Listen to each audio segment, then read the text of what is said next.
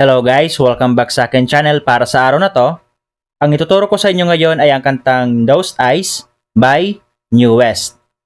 Pero bago tayo mag-start, kung hindi ka pa nakakapag-subscribe sa akin channel, please subscribe.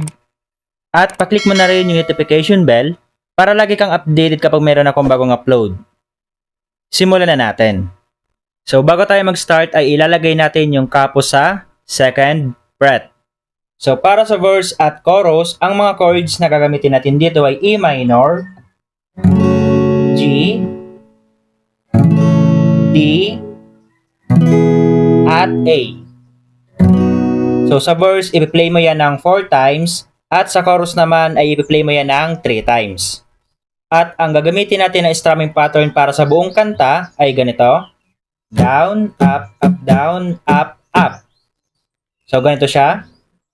Down, up, up, down, up, up, down, up, up, down, up, up, down, up, up, down, up, up, down, up, up, down, up, up.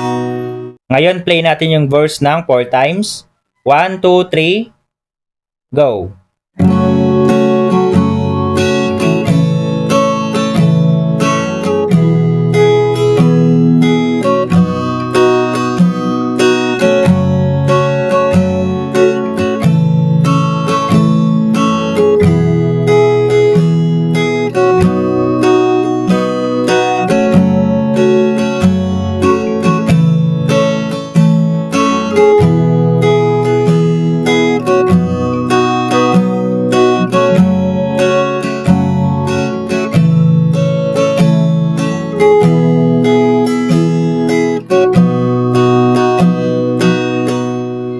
Then, chorus na. Bali, pa-play mo siya ng 3 times.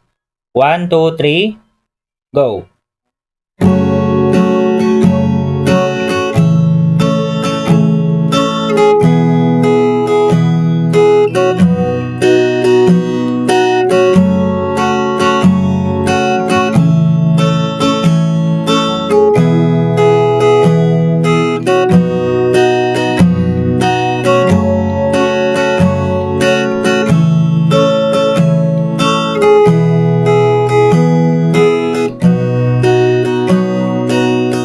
Then after that ay ipi-play mo naman yung another verse at chorus.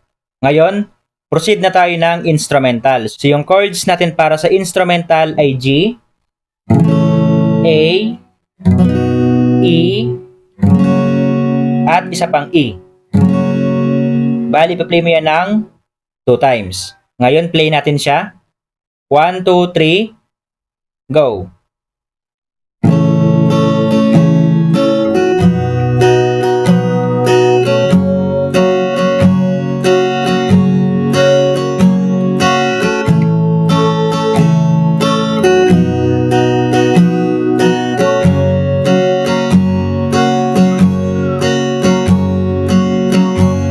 Then after that ay ipi-play mo na yung last chorus.